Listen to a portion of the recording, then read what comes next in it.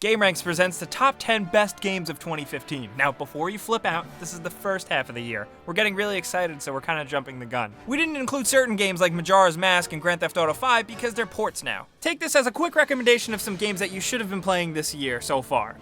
At number 10, we have Life is Strange, the episodic interactive drama graphic adventure. This game was developed by Dot Not Entertainment, the people that made the pretty underrated Remember Me. Remember that? But anyway, Life is Strange focuses around Maxine Caulfield, a photography student who discovers that she has the ability to rewind time. I don't want to get into spoiling things, but it gets pretty crazy. It's sort of like an alternate butterfly effect, and it's really cool. Not all the episodes are out at the time of this video, but so far the game's absolutely killing it, and it's worth checking out.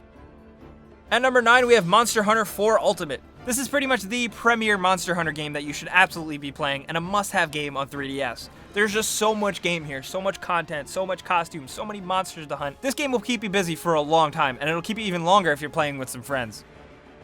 At number 8, we have Dying Light, the post-apocalyptic open-world zombie free-running game. Yes, if that sounds a little weird and crazy, it is, and that's what makes Dying Light surprisingly pretty special and awesome. It feels like a much better Dead Island mixed with elements of Mirror's Edge. And the open world is absolutely huge and gorgeous, and there's a lot to do in this game. This game will keep you busy for quite a while. And it has 4-player co-op, so you can kill a lot of zombies with some friends. There's a lot of zombie games out right now, but Dying Light is definitely one of the better ones. At number 7, we have Mortal Kombat X, the newest Mortal Kombat game, and of course, it's awesome. Of course, the game has the great fine-tuned fighting engine that you can play with friends and great characters, but the game has a really cool story mode that's actually a lot of fun and engaging to play through. Not only that, but the new characters they added to the roster don't feel half-assed. They feel like new, exciting, and awesome characters, and are definitely worth playing. And they added Jason from Friday the 13th, so that's definitely worth checking out. At number 6, we have Pillars of Eternity, a PC-based RPG developed by Obsidian. Pillars of Eternity is an absolutely gorgeous top-down RPG with plenty to do. It had a kick-ass Kickstarter in 2012 for a reason. People love this game. And not only that, Obsidian is already working on expansions for it, so there's plenty of content to keep you busy in this world. At number 5, we have Cities Skylines. Hey, remember the newest SimCity? Remember how much of a pile of shit it was? Well, Cities Skylines totally makes up for that. That's pretty much why this game is on this list, is because it really scratches that SimCity itch that we've all been waiting for, and it's absolutely awesome. There are so many systems and ways to develop and build your city to your heart's content with absolute complete control and detail. If you're into addictive PC simulator games, Cities Skylines is definitely worth checking out.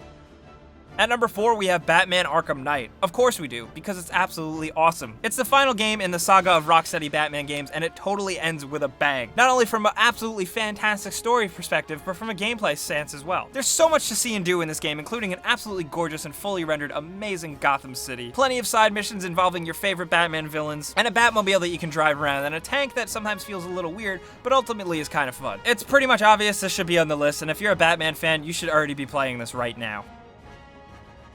At number 3, we have Splatoon. Are you a kid now, or a squid now, or what? Regardless, you should be playing this game if you have a Wii U. I'm not saying you should run out and get a Wii U just to play this game, but if you do, you're very fortunate to be playing Splatoon. Especially playing the online multiplayer. It's almost the first Nintendo game that they finally got the online multiplayer totally right. It is so much fun, completely a blast, rounds are super short and super quick, and it reminds me of the graffiti mode from the classic Tony Hawk games where you have to cover and claim certain territories, this time with ink. If you want some cartoony, light fun, but with a little bit of a competitive shooter handle, Splatoon should definitely be your thing.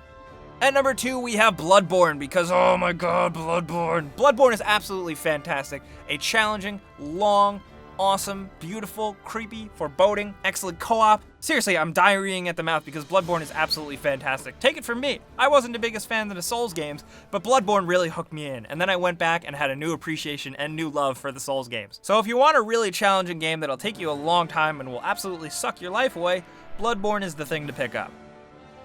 At number 1, we have The Witcher 3. I'm still playing The Witcher 3. This game's absolutely vast, crazy, amazing, expansive. I'm throwing all these crazy words out there because I love The Witcher 3 so much. You play as Geralt of Rivia and you explore multiple lands and you kill monsters for money and you have sex with women and you ride horses and you explore caves and you hunt bears and wolves and you do anything you want. The game world is absolutely huge. If you love open world RPGs like Skyrim and stuff, The Witcher 3 has a great story and a beautiful world to explore, so it's definitely worthy of the top spot on our list. At bonus games on our list, we have Shin Megami Tensei Devil Survivor 2 Record Breaker, Kerbal Space Program, a really good PC game that'll make you use your brain, and the fantastic Xbox Microsoft exclusive Ori and the Blind Forest. These are the best games of 2015 so far up until this point, but the real question is, can they be topped? Time will only tell. Let us know in the comments what games you're enjoying from 2015 so far the most, and let us know what you're looking forward to playing towards the fall and holiday season. Of course, your list is probably very different from ours, so let us know. But as always, thanks for watching, and we'll see you guys next time.